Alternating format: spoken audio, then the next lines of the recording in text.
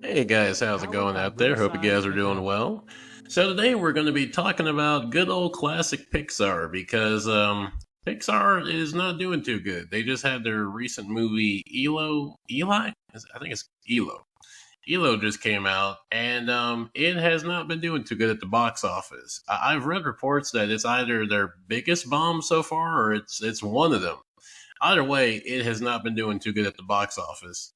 And that kind of begs the question of where exactly is Pixar going to go from here? Because I think it was like a year or two ago, Pixar said that their solution to not being in a good spot was to start making more sequels, which to me is just fucking insane. The idea that their mindset was to just make more sequels as a solution to them not, being, where they want to be is insane. But they've gone forward with that. I mean, we got Incredibles 3 coming out, we got Cars 4 coming out. They're going to be making Inside Out 3. They're going to be making probably another Finding Nemo at some point. They got Toy Story 5 coming out next year. So I mean, they've definitely gone all in on the sequel binge. But at the same time, Pete Docter, the head of Pixar, came out recently, and he kind of pretty much said, like, yeah, we're aware that, like, we can't just keep making sequels because then we'll be, like, on Toy Story 27. And at that point, it'll just be fucked. Because the thing about sequels, and we've seen this with, like, Marvel, Star Wars, a lot of major properties, that there can come a point where people just lose interest. And like if people stop caring about Toy Story and Incredibles and Cars and they stop seeing these sequels, well then what do you have? Cuz like if you build your entire, deal around just having franchises and sequels and spin-offs and reboots, well then what happens when people get tired of like Incredibles 10 or Toy Story 16 or Ratatouille 8, then where are you at? You have nothing. It's like, but at the same time, it seems kind of like a double edged sword because Pixar has made like a few original films in the last few years. They made Elemental, they made Elo, they made Soul, Turning Red. I think was also Pixar. So they made a few, original films over the last few years, and a lot of them have been received pretty well. I think Turning Red was like one of the few ones that was not received the best. But the other ones have been received pretty good. It's just like the box office reception has not been too good for them. And I think also that kind of goes to how Pixar was kind of handled during the pandemic because there was a period, right when the pandemic happened for like a few years where anything Pixar related was just straight to Disney Plus. Like there was no theatrical releases. And then even after like films started coming back into theaters, like Pixar was still like straight to Disney Plus. And so a lot of people had the mindset of, well, we don't really need to go see a Pixar film because it's going to be on Disney Plus instantly. And that was even the case when I think they started releasing films back in the theaters. Like it was like a simultaneous release on like Disney Plus, and then they would be in theaters. And so I think that definitely hurt Pixar for a while. Is that they were just strictly non in theaters. They were all strictly on Disney Plus, and especially back then, even after we were getting out of the pandemic, people still had the mindset of like, well, I'd rather watch this at home than go see it in the theater. And then like even when you hear about a Pixar film coming out, people still be like, well, yeah, I'll catch it at home or whenever. And so that definitely hurt Pixar for sure. But I mean, they've also had some very big success. I mean, Inside Out 2, I believe at the time became the highest grossing animated film of all time. And I remember back then people were like, oh, Pixar's back now. And I was like, well, I mean, to me, the thing is, because people have said this about Marvel, like Marvel will have like a big movie, like one of the last Spider-Man movies or, something like that. And I'll be like, oh, Marvel's back. It's like, well, no, it takes more than one film, no matter how massively successful a film is you need more than just a film. Because if you have a good film followed by several mediocre or just bad films, it kind of negates the success of that one film. And that's kind of what's happened to Pixar. We're like, yeah, they had that massive, historic success with Inside Out 2. But then a lot of the films following it has not really been, not bad, but not really up to par for what you expect for Pixar. And so, I think that's kind of the problem with Pixar is that they've kind of fallen into this. kind of weird slump, kind of like Marvel, where they'll have like a good or massively successful film, but then it's followed by several mediocre or not so good or just straight out bad films. And I think that is an issue for Pixar, where like they have this this non consistent trend of having good to bad to not okay to just whatever films. Um, but I think also the thing about Pixar for me personally, like it seems like Pixar, it just doesn't have that. It doesn't have the same feeling that they used to, like back in the Toy Story, Bugs Life, Incredibles, Finding Nemo, Cars. Pixar, it doesn't have that same feel because back then, when you went to see a Pixar film, like it was an event. Like you were excited, like you knew you were going to get like a very new, very interesting film, whether it was Wally, whether it was Ratatouille, whether it was Cars. And each film was very unique, very different, very distinct, but it still had that Pixar feel to it. It had that just that ingredient that Pixar had back then, that emotional element, that relatability element, just the enjoyable element that people like. And then that's not to say that their recent films haven't had that, but it seems like with a lot of the recent films, they're just kind of. It feels like you can get it whenever. Like you can see it whenever it comes out. Maybe not. Maybe I won't see this film. Maybe I'll never see it. That's something I think also that's kind of hurt Pixar is like it seems like now people have kind of just gotten indifferent to Pixar, which was not the case back in the day. Where back when Pixar was at its peak, whenever a Pixar film came out, you had to go see it. Whether you were an adult, whether you were a teenager, whether you were a kid, didn't matter who you were. Everybody went to go see a new Pixar film. And now people are just kind of like, well, yeah, I might get around to it. I might not. And that's definitely something that's hurt them. But I think also, and I might be wrong about this, but I feel like being part of Disney, just the association of them with Disney, has hurt them because a lot of people are not too keen on Disney right now. A lot of people are not too high on Disney. People actually are kind of blaming Disney for killing off Star Wars, for the state of Marvel. People look at Disney where franchises go to die now. So kind of being associated with Disney, I think also has kind of had an associative negative effect on Pixar, where people kind of look at Disney and look at Pixar and they're like, well, I just think it's going to be trash anyways because it's with Disney, which is unfortunate that that's a mindset that people have. But I have seen people have that kind of thought process that like anything Disney touches now is just, going to be ruined, which is kind of funny because back in the day, it was Disney that actually helped and saved Pixar to a degree. And it used to be people would, sing, endless praises of Disney for, having Marvel and looking what they did to the Marvel franchise and what they did for the superhero genre and then buying Star Wars. And there was a period where like people looked at Disney as like, the holy grail of entertainment where they could do no wrong and everything they touched was like the Midas touch where it was absolutely perfect and great. And it was for a while. But now people look at Disney and they're kind of like, you haven't been doing too good. And actually, you look at a lot of the major franchises they have, they've, either mishandled them, done terribly with them, or just indirectly trying to make money from them, damn near killed them, like Star Wars. And so I think that's also another aspect where people just kind of look at, Disney and anything associated with them. They're just kind of like, I don't know. I don't think I'm probably going to check it out. And that's unfortunate. But kind of thinking about like where does Pixar go from here because they have Toy Story 5 coming out next year. They have Incredibles 3 that's coming out at some point. They have Coco 2 that's going to be coming out, I think, in like 2029 or something like that. And they have Inside Out 3. They haven't really confirmed it, but I'm willing to believe that now they might fast track Inside Out 3 just because of how bad Elo performed, just so they can have another big hit out.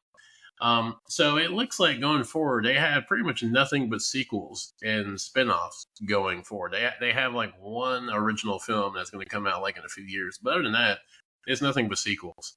And I hope that they change that because even though they haven't done the best at the box office with the original films, I still feel like that's the best way to go. Like, and not to say that you should never do sequels or spin-offs, but if that's all they end up doing, like if we just have a period of Pixar, just sequels and spin-offs and reboots and reimaginings of old properties, I feel like that'll just kill Pixar.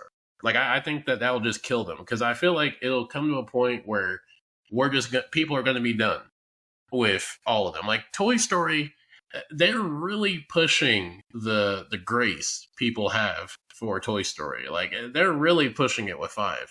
I can't see a lot of people being too charitable for Toy Story 16 or a Toy Story 19 or a Toy Story 2028 or whatever. I find it hard to see people being really that into or even interested in Toy Story. Like they might be able to squeeze a six or a seven, but if they get to like a Toy Story 9, I think people are gonna be like, okay, fuck this. I'm done. This is ridiculous.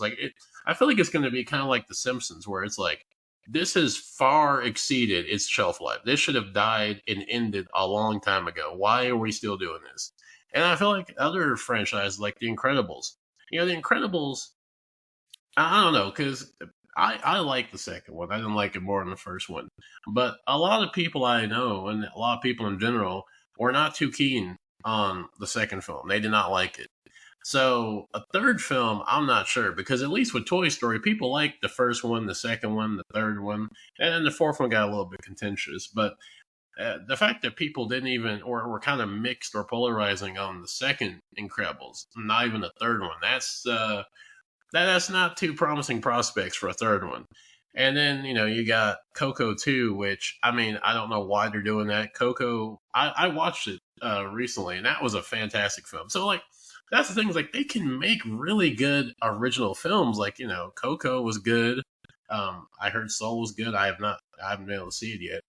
But they can make good films. They can make good original films. It's just too spotty of like, a really good hit like Inside Out, the original, or Inside Out 2 or Coco. Then they just have like a string of like just not so good films. But like, the fact that they have all these sequels coming in, and I'm sure that they're probably going to do another Finding Nemo somehow. I don't know how they're going to do that, but at this rate, we might get another Finding Nemo film. And then I hope to God we don't, but we're probably going to get a Ratatouille 2. And that's the one film that people have always said, that at least Ratatouille has not had a sequel. And it's surprising. I'm actually shocked that Pixar and Disney have not actually tried to make a sequel to Ratatouille. But at this rate, I wouldn't be too surprised if we get a Ratatouille 2, or we get like a Ratatouille spin-off series or a show or something. I'm thinking that might actually happen. And God, am I not looking forward to it? I'm not looking forward to Ratatouille having any type of follow up, because that film was great on its own. It does not need a sequel. It wrapped up perfectly, and there's really nowhere to go for a second one. The ending wrapped that up perfectly. But that's not stopped. I mean, to be honest, that hasn't stopped any studio from making a sequel to something that shouldn't have had it to begin with. So that's not going to stop them. But I do hope that going forward, once they kind of get through this like sequel era they're going through, I hope that they course correct and they have more original films, because to me, I kind of look at Inside Out 1 and 2 as like a double-edged sword of the sequel dilemma. Because on the one hand, Inside Out 2, which is a sequel, made an insanely ungodly amount of money and became the highest grossing animated film of all time. And, Pixar can look at that and say, oh, well, see, clearly sequels are the way to go. But on the flip side, Inside Out, the original, was an original film.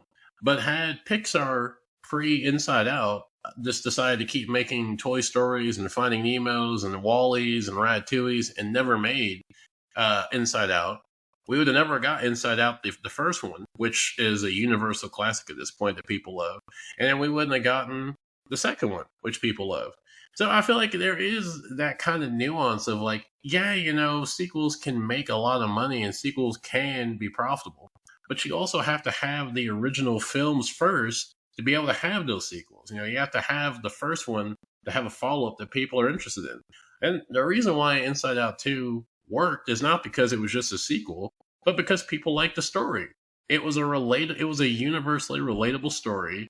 It had fantastic animation. It had great characters. People love the Inside Out universe. And, it's something everyone can relate to, emotional issues, growing up, the issues of being a teenager, being adult, trying to connect to people, not fitting in. It has a lot of themes and a lot of narratives that people can relate to and people can, can understand. And so that's why the film did well. It wasn't just because it was a sequel.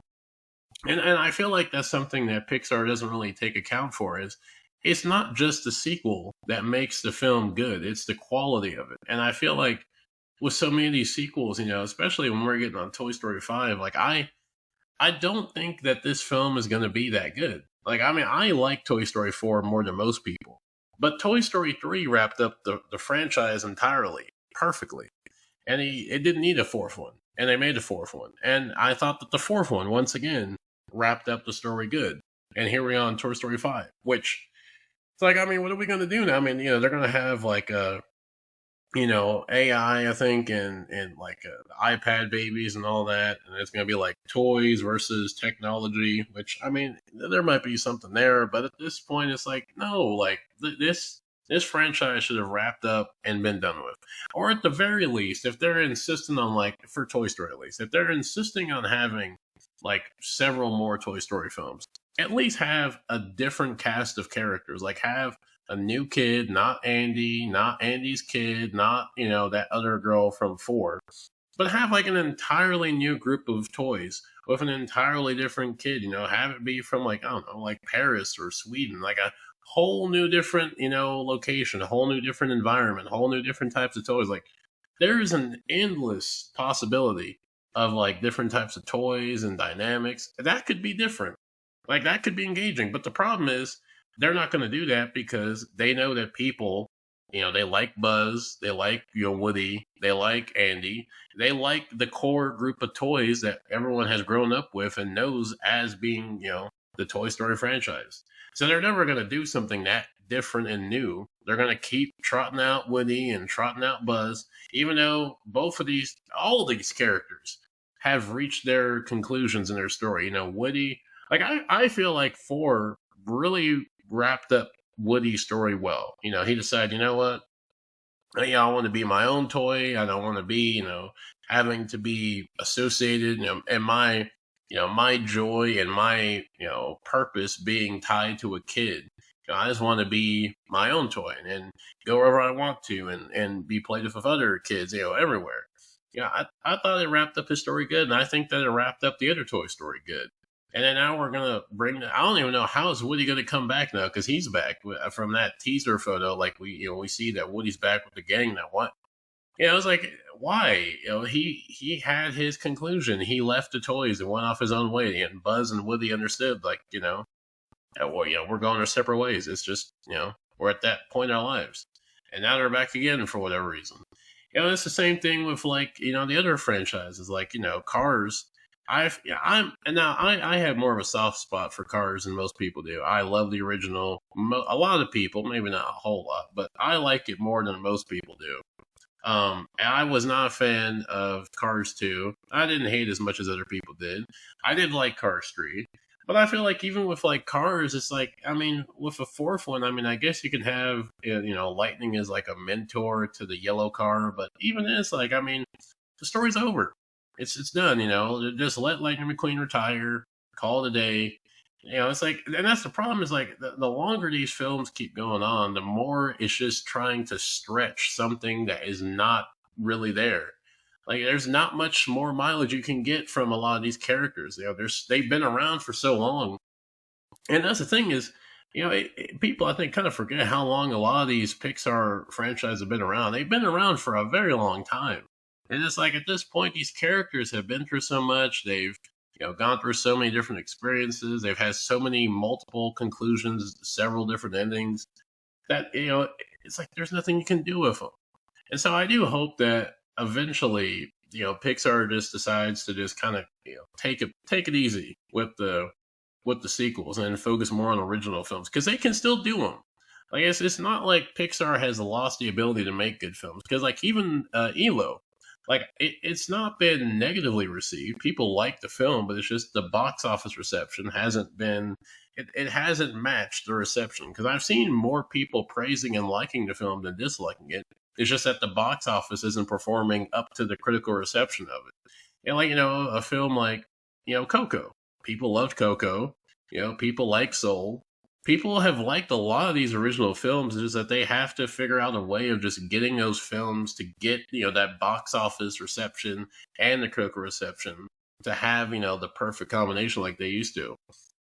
But, with that said, I think I have a call today here. There's not much else to say when it comes to Pixar, but I'll be curious to see, what they end up doing and what they're gonna maybe change going forward with, how Elio's performing at the box office. But with that said, I'm gonna call today here, and I'll see you good people later.